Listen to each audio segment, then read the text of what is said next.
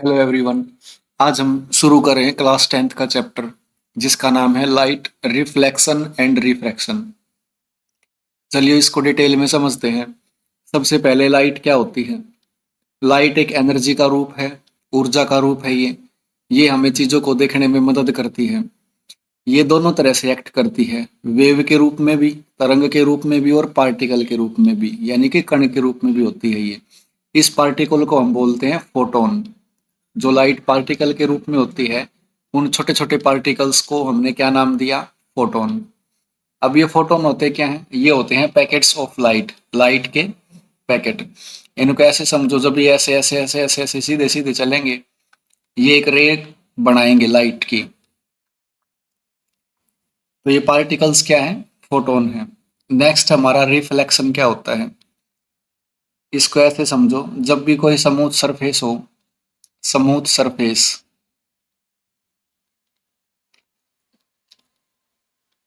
उसके ऊपर जब भी लाइट गिरेगी, उसके ऊपर जब भी लाइट गिरेगी, वो टकरा के वापस चली जाएगी। इसी को हम रिफ्लेक्शन बोलते हैं। लेकिन इसमें कुछ रूल्स होते हैं, उनको हम पढ़ेंगे। When light is allowed to fall on smooth, यानी कि जब लाइट गिरती है स्मूथ या हाईली पॉलिश्ड सरफेस, जैसे कि मिरर। मिरर के पीछे पॉलिश होती है, जैसे ये हमारा मिरर है, इसके पीछे ये पॉलिश होती है। और ये जो ये वाला सरफेस होता है, ये बहुत ही स्मूथ होता है। और पीछे वाला जो सरफेस होगा वो क्या होगा? पॉलिश्ड होगा, पॉलिश्ड सरफेस। और पीछे जो पॉलिश की जाती है मिरर के अंदर, वो होती है AgNO3। AgNO3 यानी कि सिल्वर नाइट्रेट के पीछे क्या पॉलिश की जाती है? मिरर के पीछे। तो मोस्ट ऑफ द लाइट क्या हो जाती है? रिफ्लेक्टेड हो जाती है, टकरा के वापस चली जाती है। चलिए इसको डिटेल में समझते हैं। लॉ ऑफ रिफ्लेक्शन है क्या? पहले इसको डायग्राम की हेल्प से समझेंगे, बाद में हम इसको पढ़ेंगे। ये जो रे आ रही थी, जो रे आती है और मिरर से टकराती है, उस रे को हम बोलते हैं इंसिडेंट रे। जो भी रे आएगी और मिरर से टकराएगी उसको हम बोलेंगे इंसिडेंट रे। और मिरर के जिस पॉइंट पर वो टकराती है, मिरर के, ये हमारा मिरर है, ये पीछे ये जो देख रहे हो लाइन, ये क्या है? पॉलिश्ड सरफेस है ये। पॉलिश्ड सरफेस, पॉलिश किया गया है इसको, किससे? AgNO3 से, सिल्वर नाइट्रेट से। और ऊपर वाला जो सरफेस है, ये है स्मूथ सरफेस, चिकनी सतह, स्मूथ सरफेस। तो ये जो रे आएगी, इस रे का नाम है इंसिडेंट रे। आने वाली रे को क्या बोलते हैं? Incident ray. और मिरर के जिस पॉइंट पर ये टकराएगी, वहां से हम एक लाइन ड्रॉ करते हैं। इस लाइन का नाम है नॉर्मल। और ये जो नॉर्मल होती है, ये 90 डिग्री का एंगल बनाएगी, किससे? हमारे मिरर के सरफेस से। जो हमारा मिरर है, उसका जो सरफेस है, उससे ये 90 डिग्री का एंगल बनाएगी। इसको ऐसे समझो, ये यहाँ से लेके यहाँ तक ये 90 डिग्री का एंगल बन जाएगा।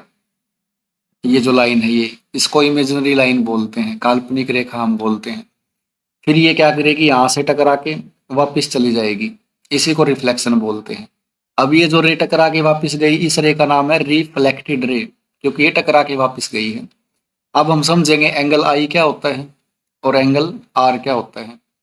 देखो, जो हमारी इंसिडेंट रे थी, वो नॉर्मल के साथ जो एंगल बनाएगी, इंसिडेंट रे नॉर्मल के साथ जो एंगल बनाएगी, यानी कि ये इंसिडेंट रे है और ये हमारी नॉर्मल है। ये जो एंगल बन रहा है इंसिडेंट रे और नॉर्मल के बीच में, इसको हम बोलते हैं एंगल आई, या एंगल ऑफ इंसिडेंस। इसको हम बोलेंगे angle of incidence, angle of incidence.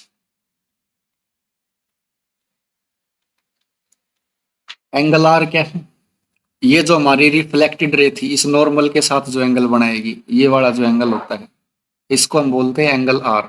किस किस के बीच में है ये? जो हमारी रिफ्लेक्टेड रे है और नॉर्मल है, इन दोनों के बीच में जो एंगल बनेगा उसको एंगल ऑफ रिफ्लेक्टेड या एंगल ऑफ रिफ्लेक्शन बोलेंगे, एंगल ऑफ रिफ्लेक्शन बोलेंगे,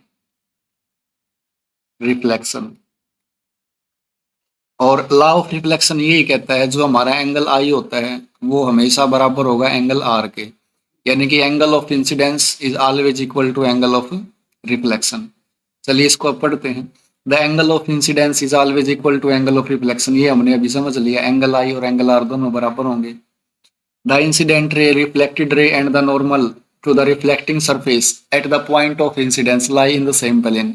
ये ऐसे कह रहा है, ये जो हमारा पॉइंट ऑफ इंसिडेंस था, ये वाला जो पॉइंट ऑफ इंसिडेंस था, यानी कि जो इंसिडेंट रे है, रिफ्लेक्टेड रे है और नॉर्मल है, ये जो तीनों चीजें हैं, इंसिडेंट रे, रिफ्लेक्टेड रे और ये नॉर्मल, ये जो पॉइंट ऑफ इंसिडेंस होता है इसके ऊपर ही रहते हैं, यानी कि ये एक ही प्लेन में होंगे, सेम प्लेन में होंगे। अगर ये लाइट यहाँ से मिरर ना होके ये ऐसे चली जाती, ग्लास होता है ये, तो हम इसको बोलते हैं डिफरेंट प्लेन में है ये, लेकिन ये तो ऊपर के ऊपर रहेगी, यानी कि ये सेम प्लेन में है, सेम प्लेन। हमारा अगला टॉपिक है image formed by a plane mirror, यानी कि जो हमारे घर में शीशा होता है, प्लेन मिरर होता है, वो कैसी इमेज बनाता है, कैसे चित्र बनाता है। ऐसे समझो इसको, ये हमारा मिरर है, यहाँ पे कोई ऑब्जेक्ट है, इसकी एज इट इज इमेज बनेगी बिल्कुल जैसे हम मिरर में वैसे ही दिखेंगे, और बराबर दूरी होगी दोनों की। मान लो ये हमारा ऑब्जेक्ट है, ये हमारी वस्तु है, ये यानी कि हम हैं ये, और ये हमारी इमेज है, ये हमारी इमेज है। ये जो मिरर होता है, मिरर से लेके ऑब्जेक्ट की जो डिस्टेंस होती है, ये ऑब्जेक्ट है, ये मिरर है हमारा, यानी कि शीशे से लेके वस्तु की जो दूरी होती है उसको हम यू से डिनोट करते हैं। और जो ये जो चित्र बन रहा है, इमेज बन रही है मिरर से, मिरर के पीछे बन रही है ये, इस दूरी को हम बोलते हैं वी, यानी कि यू क्या है हमारा, यू है हमारा ऑब्जेक्ट डिस्टेंस, ऑब्जेक्ट डिस्टेंस, और वी क्या है हमारा, वी है हमारा इमेज डिस्टेंस, इमेज डिस्टेंस। चलिए इसको समझते हैं। ये हमेशा वर्चुअल इमेज बनाएगा।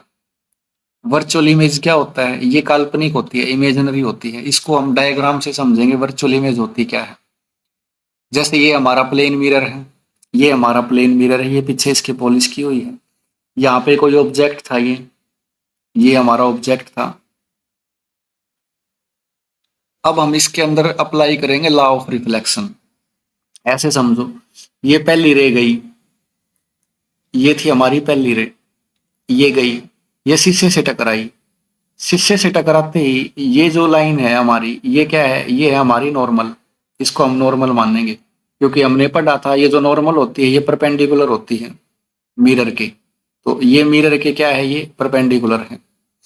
तो ये इंसिडेंट रे है, ये टकरा के चली जाएगी इधर, ये है रिफ्लेक्टेड रे, रिफ्लेक्टेड रे ये वाली, और एंगल और आई और आर दोनों बराबर होंगे ये, यानी कि ये वाली जो पहली रे थी यहाँ से आके यहाँ पे टकरा के चली गई, ये पहली रे थी, यहाँ से आई, ए पॉइंट से आई और यहाँ से टकरा के मिरर से इधर चली गई, ये हमारी पहली रे थी। दूसरी हमने बिल्कुल सीधी निकाल दी, यहाँ से ऐसे गई, ऐसे गई, ये नॉर्मल के ऊपर ही गिरी है, ये हमारा ये जो नॉर्मल था, नॉर्मल। अब ये जो इंसिडेंट रे है नॉर्मल के ऊपर गिर रही है, ऐसे समझो एंगल आई और एंगल आर दोनों बराबर होते हैं। अब कोई मिरर है और ये हमारा नॉर्मल है, ये नीचे क्या है, मिरर, ये नीचे है मिरर। अगर कोई रे इसी के ऊपर गिर रही है, इंसिडेंट रे इसी के ऊपर गिर रही है, इसी के ऊपर, तो हम ऐसे मानेंगे ये जो एंगल आई है वो क्या है, जीरो है, एंगल आई क्या है, जीरो। इसका मतलब एंगल आर भी क्या होगा, जीरो होगा, यानी कि ये यहाँ से गिर के फिर यहीं से वापस हो जाएगी, यहीं से वापस चली जाएगी। तो हमारी जो दूसरी रे थी वो पहले इधर गई और फिर वापस से उधर चली गई। अब हम ऐसे देखेंगे जो दो रे रिफ्लेक्ट हुई है वो कहाँ गई है। पहली तो जा रही है इस साइड जा रही है पहली, तो दूसरी जा रही है इस साइड। ये तो कभी मिल ही नहीं पाएंगी, क्योंकि जब ये मिलेंगे तभी तो इमेज बनेगी। लेकिन हम इनको पीछे लेके जाएंगे, इसको हम, ये जो दूसरी रे थी हमारी, इसको हम पीछे लेके जाएंगे ऐसे इस पॉइंट तक, और इस रे को हम ऐसे पीछे लेके जाएंगे इस पॉइंट तक, तो ये यहाँ पे मिल जाएंगी। यानी कि ये जो रे है ना हमारी, पहली और दूसरी रे थी, रिफ्लेक्शन के बाद मिली नहीं, हमने इनको मिरर के पीछे मिलाया, काल्पनिक रेखाओं से, इमेजिनरी रेखाओं से मिलाया, इसलिए ये इमेज हमारी वर्चुअल कहलाएगी। इसलिए ये इमेज हमारी वर्चुअल कहलाएगी। तो हमारा ये जो ऑब्जेक्ट था ना, और यहाँ पे इसकी इमेज बन जाएगी ऐसे, ये इमेज बन जाएगी। इसी को हम बोलते हैं वर्चुअल इमेज। इसको शॉर्ट में समझो, जैसे ऐसे समझो, ये हमारे पास कोई लेंस है, कन्वेक्स लेंस, और ये है हमारा कनकेव लेंस। इनको हम आगे पढ़ेंगे, मैं वैसे ही एग्जांपल के तौर पे बता रहा हूँ। तो होता क्या है, जब भी रे ऐसे आएगी, ऐसे इकट्ठी कर देगा, ये ऐसे आएगी, ऐसे इकट्ठी कर देगा। यानी कि ये जो पहली रे थी और ये दूसरी रे थी, ये वास्तव में इस पॉइंट पे मिली हैं। इसका मतलब यहाँ पे जो इमेज बनेगी वो रियल बनेगी। जब ये जो रेखाएं मिल जाती हैं तो रियल इमेज बनती है। अब इस केस में क्या होगा, जब ऐसे आएगी, ये ऐसे चली जाएगी, ये ऐसे आई और ऐसे चली गई, ये मिल ही नहीं पाएंगी कभी। इनको हम वर्चुअली पीछे मिलाएंगे, ऐसे ऐसे करके, ऐसे ऐसे करके मिलाएंगे, इधर वर्चुअली मिलाएंगे, तो यहाँ पे जो इमेज बनेगी वो वर्चुअल बनेगी। आई होप आपको ये समझ में आ गया होगा कि वर्चुअल इमेज होती क्या है। नेक्स्ट है, वर्चुअल इमेज बनाएगी यानी कि imaginary. It means image do not form on screen, यानी कि स्क्रीन के ऊपर नहीं बनेगी क्योंकि रेखाएं मिल ही नहीं रही। नेक्स्ट है इरेक्ट। इरेक्ट का मतलब होता है सीधी इमेज बनेगी। हम शीशे के सामने खड़े होते हैं तो बिल्कुल जो इमेज बनती है वो सीधी बनती है, ऐसे तो होता नहीं कि हमारा सिर नीचे की तरफ दिखता है। फिर है लेटरली इन्वर्जन। इसका मतलब क्या है, ये हमारा मिरर है, ये कोई ऑब्जेक्ट है, इसकी इमेज ये यहाँ बन रही है। तो इस ऑब्जेक्ट की जो लेफ्ट साइड है, यानी कि जो लेफ्ट हैंड है, वो राइट साइड में दिखेगा। यानी कि जो लेफ्ट चीज होती है, लेफ्ट साइड जो चीज होती है, मिरर के अंदर जो इमेज बनेगी वो राइट में दिखेगी, और जो राइट वाली चीज है वो मिरर में लेफ्ट दिखेगी। इसी को हम बोलते हैं लेटरली इन्वर्जन। ऑब्जेक्ट की जो लेफ्ट साइड है वो कहाँ दिखाई देगी, राइट साइड में, किसमें, मिरर के अंदर। और वाइस वर्सा, मतलब अगर वो राइट में है तो लेफ्ट में दिखाई देगी। अगर कोई चीज इधर लेफ्ट में है तो वो उधर राइट साइड में दिखाई देगी। इसी को बोलते हैं लेटरली इन्वर्जन। और अगर कोई राइट में है तो वो लेफ्ट में दिखाई देगी। नेक्स्ट है size of image is equal to the size of object. यानी कि जितनी हमारी हाइट है, ऑब्जेक्ट यानी कि हम, जितनी हमारी हाइट है उतनी ही हाइट की इमेज बनेगी, यानी कि साइज ऑफ इमेज। ऐसे बोल सकते हैं, height of image is equal to height of object. ऐसा तो है नहीं कि हम खड़े हैं शीशे के सामने और बिल्कुल छोटे से दिख रहे हैं शीशे के अंदर, ऐसा नहीं होता। जितने हमें उतने ही दिखेंगे। तो साइज जो होता है इमेज का वो किसके बराबर होता है, ऑब्जेक्ट के साइज के। नेक्स्ट है object in front of mirror. ये तो सिंपल सी बात है, शीशे के सामने हम खड़े होते हैं, ऑब्जेक्ट होता है, और इमेज कहाँ बनती है, मिरर के पीछे बनती है। और यू और वी हमेशा बराबर होंगे। अब यू और वी क्या होते हैं, मैंने इससे पीछे भी बताया था। देखो, जैसे ये वस्तु थी हमारी, ये ऑब्जेक्ट था और ये मिरर था। ऑब्जेक्ट से लेके ऐसे समझो ये मिरर था, यहाँ पे हमारी वस्तु थी ये, और यहाँ पे इसकी इमेज बनी। ये हमारा ऑब्जेक्ट है, ये हमारी इमेज है, ये हमारा मिरर है। ऑब्जेक्ट से लेके मिरर तक की जो दूरी होती है, जो डिस्टेंस होता है, उसको हम यू बोलते हैं। और मिरर से लेके इमेज, ये जो इमेज बनी है, इसकी जो डिस्टेंस होती है, इसको हम वी बोलते हैं। अब हम जैसे जैसे पीछे जाएंगे, मिरर से दूर हटते जाएंगे, तो ये इमेज भी तो पीछे हटती जाएगी। इसका मतलब यू की जितनी दूरी होगी, ऑब्जेक्ट जितना दूर होगा, उतनी दूरी इमेज बनेगी। इसलिए इसने कहा था यू किसके बराबर होता है, वी के बराबर होता है। हमारा अगला टॉपिक है स्पेरिकल मिरर्स, यानी कि ऐसे मिरर जो कर्व्ड होते हैं, मुड़े हुए होते हैं। सबसे पहले है कनकेव। इसको याद कैसे रखेंगे, देखो, केव, केव का मतलब होता है गुफा, यानी कि अंदर की तरफ धसी हुई। इसको ऐसे समझो, ये हमारा कनकेव मिरर है, ये अंदर की तरफ धसा हुआ है, यानी कि जो इसकी स्मूथ सरफेस है ना, जो इसका स्मूथ सरफेस है वो अंदर की तरफ धसा हुआ है, और पॉलिश कहाँ है, बाहर की तरफ। तो इसको हम ऐसे याद रख सकते हैं, concave mirror. Mirror whose reflecting surface, यानी कि जहां से वो रिफ्लेक्शन करेगा ना, वो वाली सतह इनवर्ड है, अंदर की तरफ है, तो इसको कनकेव बोलेंगे।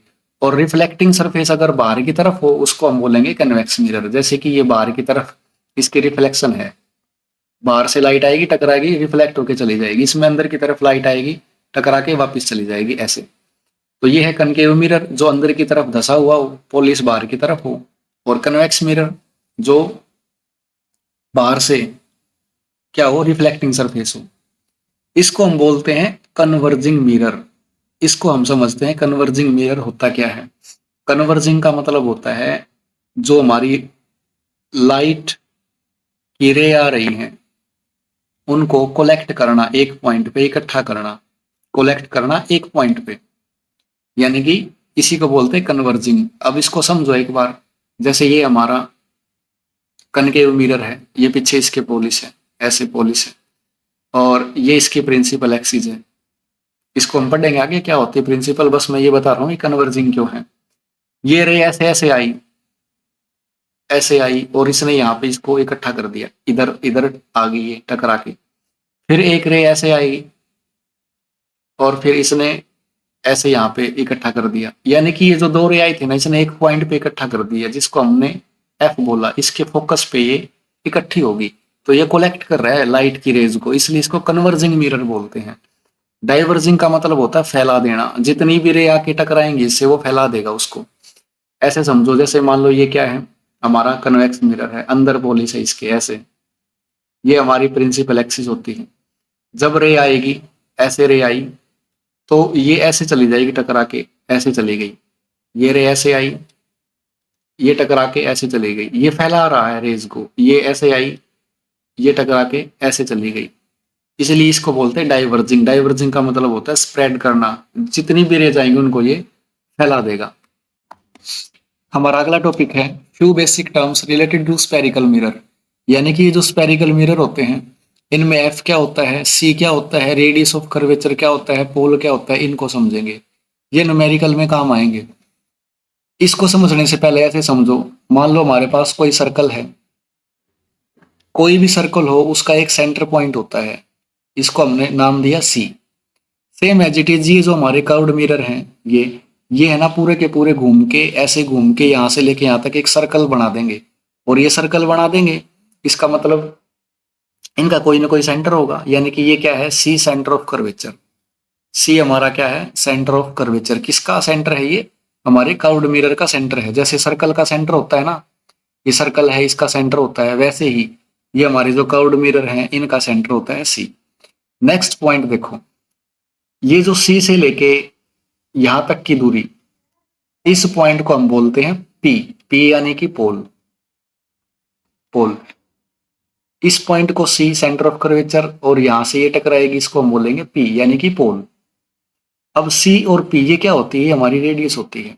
सेम एज इट इज इस सी पॉइंट से लेके इस पी पॉइंट तक ये जो दूरी है इसको हम बोलते हैं रेडियस ऑफ कर्वेचर। और अगर हम इस रेडियस का, ये जो रेडियस की जो लंबाई है, ये जो दूरी है, ये जो डिस्टेंस है, इसको हम आधा कर दें, यानी कि जो हमारी रेडियस थी उस सर्कल की उसको आधा कर देंगे, तो एक पॉइंट आएगा जिस पॉइंट को मैं नाम दूंगा एफ। तो इस रेडियस को अगर मैं आधा कर दूंगा तो एक पॉइंट निकलेगा, इसका नाम है एफ। इसको बोलते हैं फोकस, फोकस। अब ये जो फोकस है, इस पॉइंट से लेके इस पोल तक, एफ से लेके पी तक, ये जो एफ से लेके पी तक की दूरी है इसी को हम बोलते हैं फोकल लेंथ।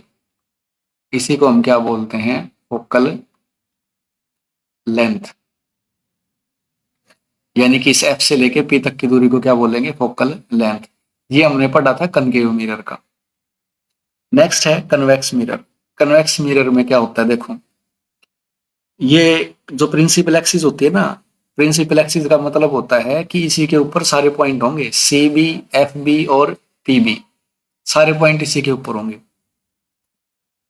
इसको हम नॉर्मल भी मान सकते हैं। ये जो प्रिंसिपल एक्सिस होती है ना, ये हमारे जो मिरर है, कर्व्ड मिरर, उसके ऊपर ये नॉर्मल होती है, बिल्कुल उसके सेंटर से गुजरती है। अब हम पढ़ेंगे कन्वेक्स मिरर के बारे में। सेम वही पॉइंट है, ये सर्कल बनेगा ऐसे ऐसे, पूरा पूरा ऐसे करके सर्कल बनेगा, ऐसे ऐसे करके ये पूरा सर्कल सर्कल बना, तो इसका कोई ना कोई सेंटर होगा, ये सेंटर है। सी से लेके पी तक की दूरी ये क्या होती है, रेडियस ऑफ कर्वेचर होती है, ये रेडियस ऑफ कर्वेचर है। और इस रेडियस को अगर आधा कर देंगे तो एक पॉइंट आएगा जिसका हम नाम देंगे एफ। एफ यानी कि फोकस, फोकस। और ये इस एफ से लेके इस पी तक की दूरी फोकल लेंथ कहलाती है। चलिए इनको समझते हैं, प्रिंसिपल एक्सिस क्या है, पोल क्या है और अपर्चर क्या है। प्रिंसिपल एक्सिस हमने क्या पढ़ा था, जो हमारे कर्व्ड मिरर होते हैं उनके बीचों बीच जो लाइन गुजरती है, इसी लाइन के ऊपर हमारे पॉइंट्स होते हैं। कौन कौन से पॉइंट होते हैं, यहाँ पे हमने पी पढ़ा था, पी, और यहाँ पे हमने सी पढ़ा था, और यहाँ पे हमने एफ पढ़ा था। Line joining the pole and centre of curvature, यानी कि ऐसी लाइन जो सी और पी को ज्वाइन करवाती है ऑफ स्पेरिकल मिरर, इसी को हम बोलते हैं प्रिंसिपल एक्सिस। यानी कि ये सी पॉइंट था और ये पी पॉइंट था, इसको जो ज्वाइन करवाती है उसी को प्रिंसिपल एक्सिस बोलते हैं। नेक्स्ट पोल क्या होता है, पोल यानी कि इस पॉइंट के बारे में बात कर रहा है ये। जैसे हम मिरर बना ले कनकेव, ऐसे हमने ये लाइन ड्रॉ कर दी, यहाँ पे हमने पोल पढ़ा था। प्रिंसिपल एक्सिस इस कर्व्ड मिरर के जिस हिस्से से टकराएगी, यहाँ पे इसको पोल बोलेंगे, जिस पॉइंट पे टकराएगी पोल बोलेंगे। यहाँ पे हमने एफ पढ़ा था और यहाँ पे होता है सी। तो पोल के बारे में बता रहा है, the geometrical central point of the reflecting spherical surface. ऐसे समझो, ये जो हमारा मिरर है ना, इसका ये सेंटर पॉइंट है, इसी को हम पोल बोलते हैं। हमारा जो मिरर होता है उसका जो सेंटर पॉइंट होता है उसी को हम पोल बोलते हैं, जहां से प्रिंसिपल एक्सिस पास होती है। इसको हम पी से डिनोट करते हैं। नेक्स्ट टेम्परेचर, ये क्या होता है, the width of reflecting spherical surface. ये जो मोटाई होती है ना हमारी रिफ्लेक्टिंग स्फेरिकल सरफेस की, इसी को हम अपर्चर बोलते हैं। फिर है सेंटर ऑफ कर्वेचर। ये क्या होता है सेंटर ऑफ कर्वेचर, जैसे कि ये हमारा कनकेव मिरर था, ये वैसे तो एक सर्कल बनेगा ऐसे ऐसे, लेकिन मिरर तो हम इसी को मानते हैं। तो इसके बीच का ये जो पॉइंट होता है ना सी, इसी को हम बोलते हैं सेंटर ऑफ कर्वेचर। इस पॉइंट को, यहाँ से प्रिंसिपल एक्सिस चली जाएगी, यहाँ पे पोल बन जाएगा। तो the reflecting surface of spherical mirror from A part of sphere, एक स्पीयर का ये पार्ट होती है।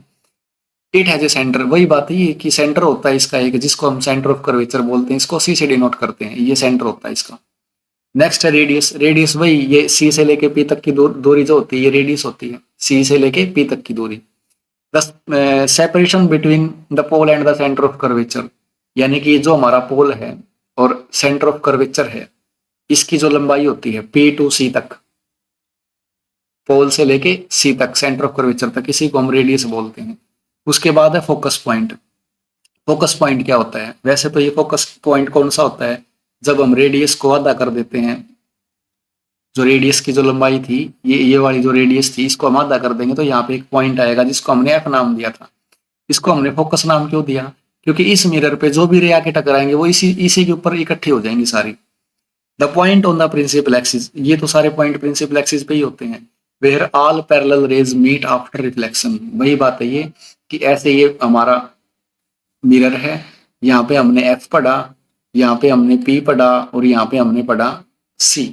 अब ये रे ऐसे आएगी और इसके ऊपर चली जाएगी एफ पे, यानी कि जो भी रे पैरेलल आएगी ना सीधी सीधी आएगी। पैरेलल किसके, प्रिंसिपल एक्सिस के, इसके पैरेलल, ये जो प्रिंसिपल एक्सिस है इसके पैरेलल आएगी कोई भी रे, तो एफ के अंदर से होके जाएगी, एफ से पास होके जाएगी, इसलिए हमने इसको फोकस बोला है। नेक्स्ट है फोकल लेंथ। फोकल लेंथ क्या होती है, फोकल लेंथ अभी हमने पढ़ी थी। जैसे ये हमारा मिरर है, यहाँ से लेके सी से लेके पी तक हमने पढ़ा था रेडियस ऑफ कर्वेचर, ये एफ पॉइंट था इधर, रेडियस का आधा एफ। एफ से लेके पी तक की जो दूरी होती है इसी को हम फोकल लेंथ बोलते हैं। यानी कि जो एफ होती है ये ऐसे नहीं होगा, रेडियस का आधा होगा, रेडियस को अगर आधा कर देंगे तो फोकल लेंथ आ जाएगी हमारी। The length between pole and the focus, यानी कि पोल और फोकस के बीच में जो दूरी होती है उसी को हम क्या बोलते हैं, फोकल लेंथ बोलते हैं। और फोकल लेंथ और रेडियस के बीच में क्या रिलेशन है, यही तो है रिलेशन। जो रेडियस है उसको आधा कर देंगे, जो लेंथ आएगी मीटर में आए या सेंटीमीटर में आए उसी को हम क्या बोलेंगे, फोकल लेंथ बोलेंगे। हमारा नेक्स्ट टॉपिक है some basic rules of spherical mirror, यानी कि जो स्फेरिकल मिरर है वो इमेज बनाएगी तो उसके किस रूल के अकॉर्डिंग वो इमेज बनाएगी। पहले इसको डायग्राम से समझते हैं फिर इसको हम पढ़ेंगे। ये हमारा क्या है, कनकेव मिरर है, इसके हमने पॉइंट पढ़ लिए थे, ये पी होता है, ये एफ है हमारा, और ये क्या है सी। और ये जो लाइन होती है जिसके ऊपर सारे पॉइंट होते हैं उसको हम प्रिंसिपल एक्सिस बोलते हैं। ये ऐसे कह रहा है अगर कोई भी रे ऑफ लाइट बहुत दूर से आएगी, इन्फिनिटी से आएगी, और इन्फिनिटी से आएगी तो वो पैरेलल आएगी, किसके पैरेलल आएगी, प्रिंसिपल एक्सिस के। जब भी कोई रे इन्फिनिटी से या दूर से आती है तो वो प्रिंसिपल एक्सिस के पैरेलल आएगी। देखो ये प्रिंसिपल एक्सिस है, ये रे है, ये इसके पैरेलल आ रही है। तो जब ये पैरेलल आएगी प्रिंसिपल एक्सिस के तो इससे टकरा के एफ के अंदर से पास हो जाएगी। यही है हमारा पहला रूल। कोई भी रे जब प्रिंसिपल एक्सिस के पैरेलल आएगी तो इस रिफ्लेक्टिंग सरफेस से टकरा के एफ से पास होके चली जाएगी।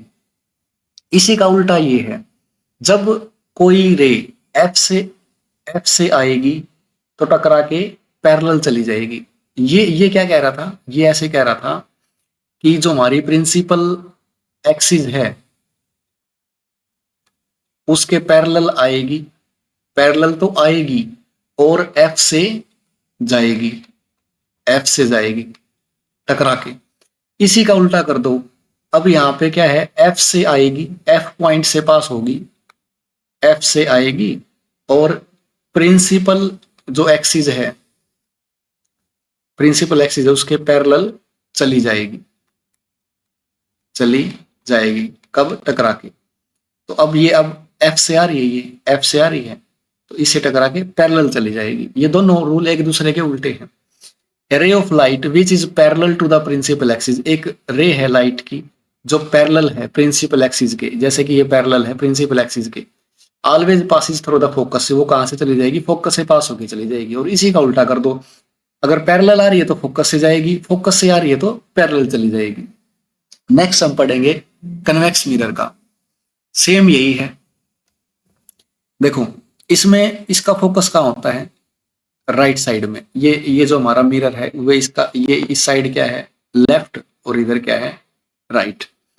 अब हमने एफ यहाँ पे क्यों नहीं बनाया?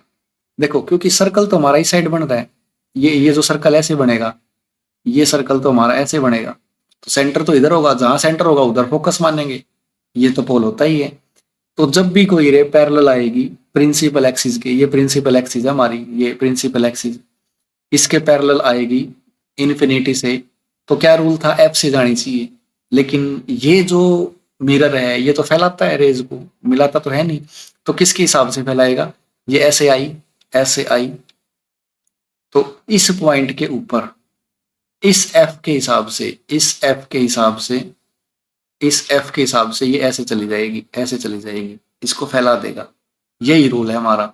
और इसी को हम ऐसे भी कर सकते हैं, जैसे ये हमारा कन्वेक्स मिरर है, ये हमारी प्रिंसिपल एक्सिस है, इस पॉइंट को हमने पी नाम दिया, इस पॉइंट को हमने एफ नाम दिया और इस पॉइंट को हमने सी नाम दिया। हमने क्या पढ़ा? पैरेलल आएगी तो एफ से जाएगी। अब इसका उल्टा करके देखो, अगर कोई रे ऐसे आ रही है, ऐसे आई, ऐसे आई, एफ से आ रही है ना, तो कहां जाएगी? पैरेलल जाएगी, ऐसे चली जाएगी। इसी का उल्टा रेसिप्रोकल जो हमने पढ़ा था, जैसे कि ये डायग्राम में बता रखा है, ये कहां से आ रही है? ये हमारी इंसिडेंट रे है और ये ऐसे आई, एफ के हिसाब से ही चल रही है, ये हमारा एफ रहा, इसी के हिसाब से चल रही है। लेकिन इसके आर पार तो ये जा नहीं सकती, मिरर है, तो ये टकरा के पैरेलल चली जाएगी। बिल्कुल बेसिक रूल है, कोई भी रे हो अगर पैरेलल आ रही है, पैरेलल आ रही है किसके? प्रिंसिपल एक्सिस के, तो वो एफ से पास होगी, टकराने के बाद एफ से पास हो जाएगी, एफ के अंदर से पास होगी। इसी का उल्टा कर दो, अगर एफ से आ रही है, एफ से आ रही है, तो फिर टकरा के कहां जाएगी? वो पैरेलल जाएगी, टकरा के पैरेलल जाएगी किसके? प्रिंसिपल एक्सिस के। आई होप आपको ये समझ में आया होगा। चलिए नेक्स्ट रूल पढ़ते हैं इसका। अब ये कह रहा है, अगर कोई रे सी से आ रही है, सी से आ रही है, ये ऐसे रे आई, सी के अंदर से पास होगी, तो ये टकरा के सी के अंदर से ही चली जाएगी वापिस। यही रूल है बस। A ray of light which passes through the centre it reflects back at the same point, उसी सेंटर से ही वापिस चली जाएगी। ये हमारा जैसे मिरर है, ये हमारा पॉइंट सी है, यहां से कोई रे ऐसे आई, इंसिडेंट रे आई, फिर टकरा के इसी सी पॉइंट से वापिस चली जाएगी। यही रूल है हमारा। ये है कनकेव मिरर के लिए, ये सी से आई, सी से गई। अब पढ़ेंगे कन्वेक्स मिरर के लिए। ये ऐसे आ रही है, किसके हिसाब से आ रही है? इस सी के हिसाब से, सेंटर के हिसाब से आ रही है, लेकिन ये इसके आर पार तो जा नहीं सकती, तो यहीं से टकरा के ये वापस मुड़ जाएगी। ऐसे आई थी, यहीं से टकरा के वापस मुड़ जाएगी, यानी कि सी से आएगी और सी से ही जाएगी, सी से जाएगी। ये हमारा दूसरा रूल है। पहला रूल क्या पढ़ा था? पैरेलल आएगी, एफ से जाएगी, एफ से आएगी, पैरेलल टकरा के चली जाएगी। ये हमारा पहला रूल था। दूसरा हमने क्या पढ़ा? सेंटर से आएगी, टकरा के सेंटर से ही चली जाएगी, सेंटर से ही चली जाएगी। हमारा लास्ट रूल है, when a ray strike to the pole of mirror it follow the law of reflection. यानी कि जो हमारी रे ऑफ लाइट है, यानी कि जो इंसिडेंट रे है, अगर ये पोल से टकराएगी तो टकरा के वापस चली जाएगी according to law of reflection. ऐसे समझो, इसको हम नॉर्मल मान लेते हैं। जो हमारी प्रिंसिपल एक्सिस थी, इसको हमने मान लिया नॉर्मल, ये नॉर्मल है, और ये हमारा मिरर है। ये इंसिडेंट रे है, इसने एंगल आई बनाया, मान लो एंगल आई बनाया इसने 30 डिग्री का एंगल आई, तो ये टकरा के वापस चली जाएगी। ये एंगल ऑफ रिफ्लेक्शन है, तो ये जो एंगल आर होगा ये भी कितना होगा? 30 डिग्री का होगा। यानी कि यहाँ पे लॉ ऑफ रिफ्लेक्शन फॉलो होगा, जितना एंगल आई होगा उतना ही एंगल आर होगा। ये कौन सा मिरर था? ये था हमारा कनकेव मिरर। अब हम पढ़ेंगे कन्वेक्स के बारे में। कन्वेक्स, ये जो प्रिंसिपल एक्सिस दिख रही है आपको, ये वाली, इसको हमने मान लिया नॉर्मल। ये हमारा मिरर हो गया। ये हमारी इंसिडेंट रे है, ये वाली जो आ रही है इंसिडेंट रे, यहाँ पे टकराई, इस पी पॉइंट पे, पोल पे टकराई, ये एंगल आई हो गया हमारा, और ये टकरा के वापस चली गई ऐसे, ये रिफ्लेक्टेड रे हो गई हमारी, तो ये एंगल आर हो गया। एंगल आई और एंगल आर दोनों क्या होंगे? बराबर होंगे। तो ये चार रूल थे। ये चारों रूल अगर समझ में आ जाएंगे तो जो इमेज फॉर्मेशन है कि कोई इमेज या कोई मिरर या कोई लेंस कैसी इमेज बनाता है, रियल बनाता है, वर्चुअल बनाता है, इन्वर्टेड बनाता है, वो अच्छे से समझ में आ जाएगी।